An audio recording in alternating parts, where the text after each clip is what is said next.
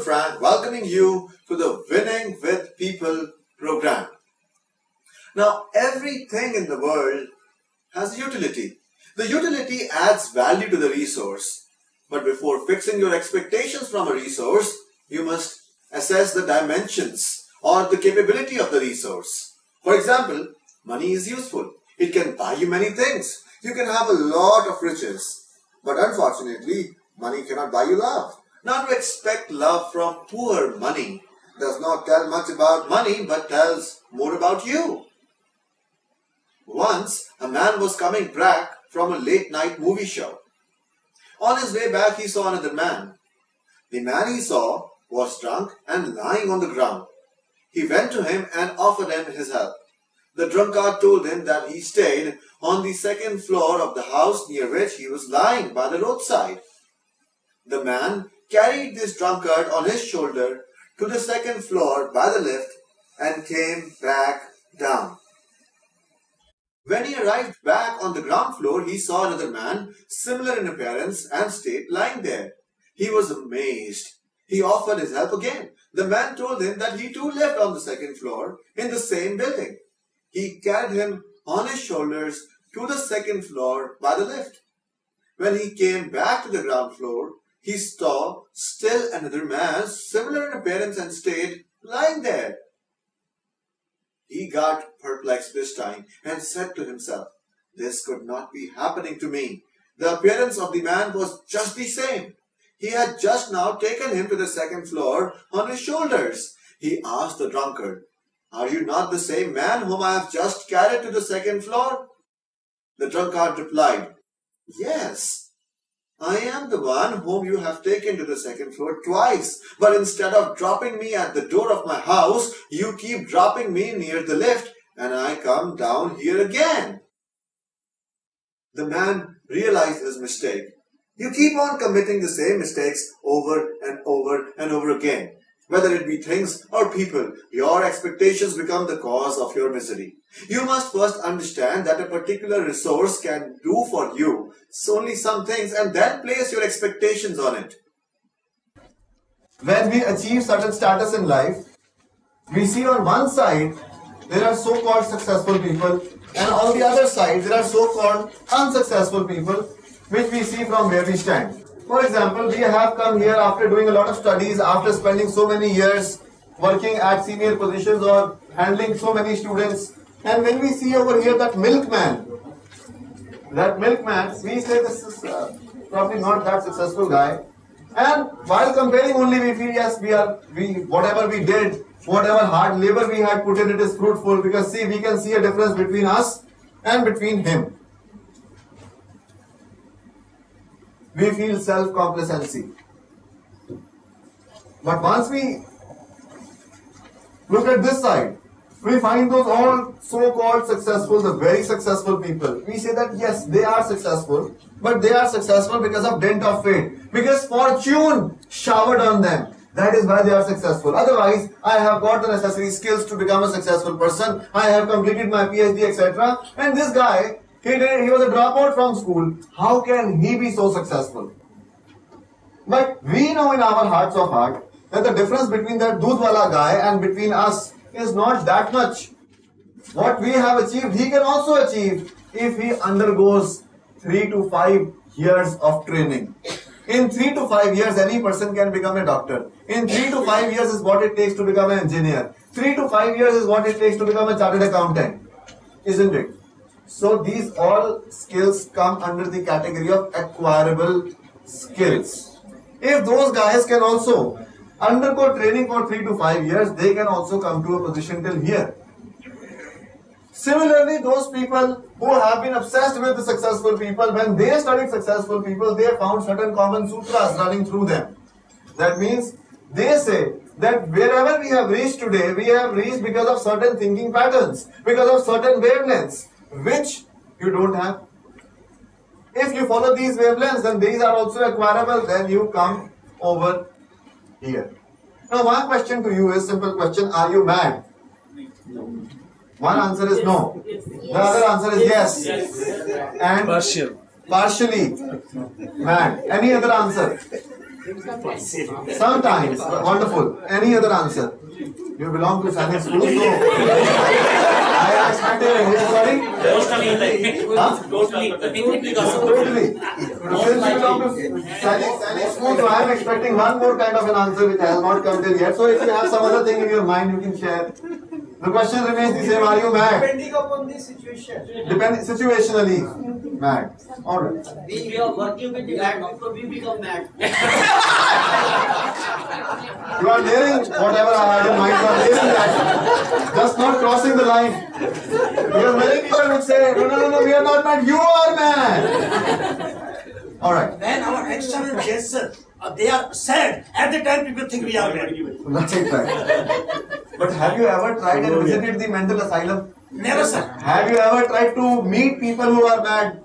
You just go into a mental asylum and ask them, excuse me, sir, are you mad?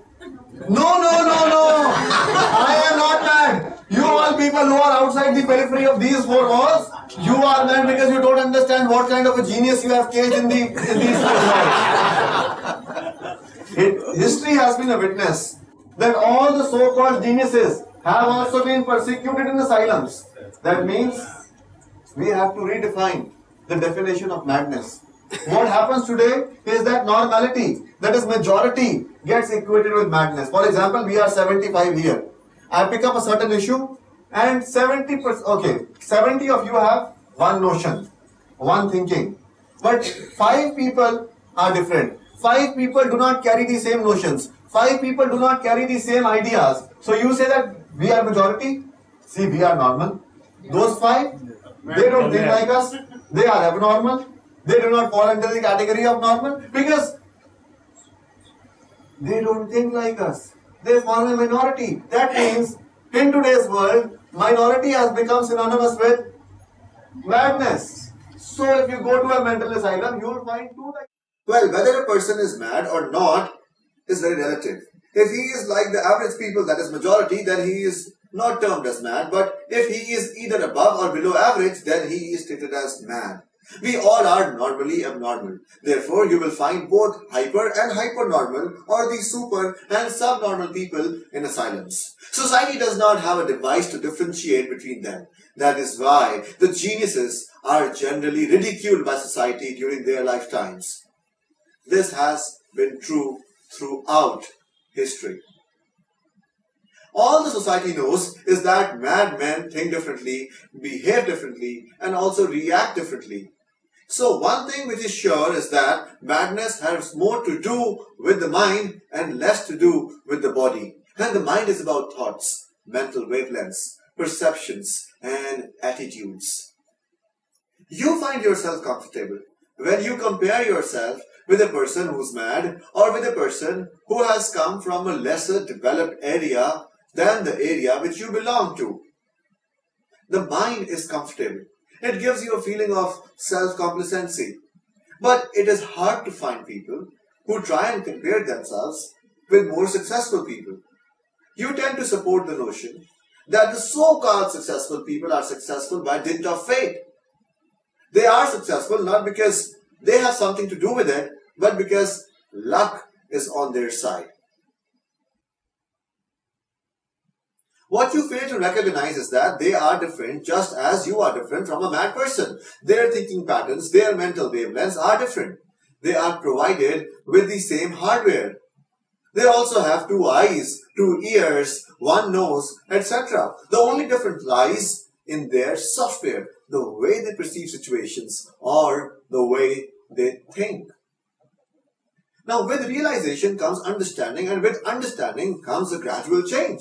Now, the great Chinese philosopher Lao Tzu mentions that a person who has realized he is mad is not mad anymore. If success depends on people, and people are all that is required for you to succeed, then you must have an insight about people. It is simple. If you want to do a particular business, you gather knowledge or insight about it. This program will help you realize the utility of people. It will help you put reasonable expectations on them. It will give you an insight as to how people are, how they think, and how they act. It will teach you the principles of mass psychology. It will provide you with the techniques to build long-term relationships. It will help you master the art of making friends with almost anyone, anywhere. You will find yourself comfortable even in new environments. It will guide you to peace and prosperity. To learn anything, you need to take 3 steps. The first is to understand what is to be done. The second is to know how to do it. And the third is to actually do it. Now the program is divided into 3 parts. In part 1, you will learn why is it necessary to master people skills. In part 2 of the program, you will learn people facts, which will give you an insight as to how people are and how people think. Finally, in part 3, you will learn how to deal effectively with people. You would be completing the first 2 steps of learning after going through all the 3 parts mentioned in the program. You will then need to take action. You will just need to practice all that is mentioned in the program.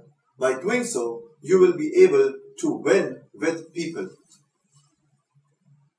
Once you have watched the program, your attitude will shift. Your perception will change. And talking about perception, the great French writer Anand Smith once said, "We don't see things as they are, we see them as we are." This program will change the way you think and act. But for that, you will have to do one thing and one thing only. Unless you do it, the program will not be of any help to you.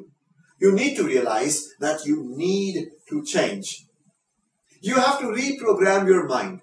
Change is the law of life. But change means that we need to do away with the existing and adopt the new.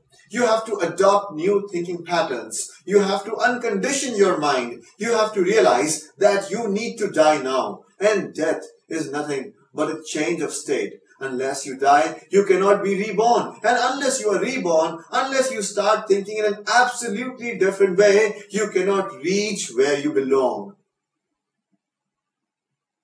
If you are reborn, you will watch the program with the innocence of a child. You will watch it with receptivity. There will be no judgments made in the course of watching.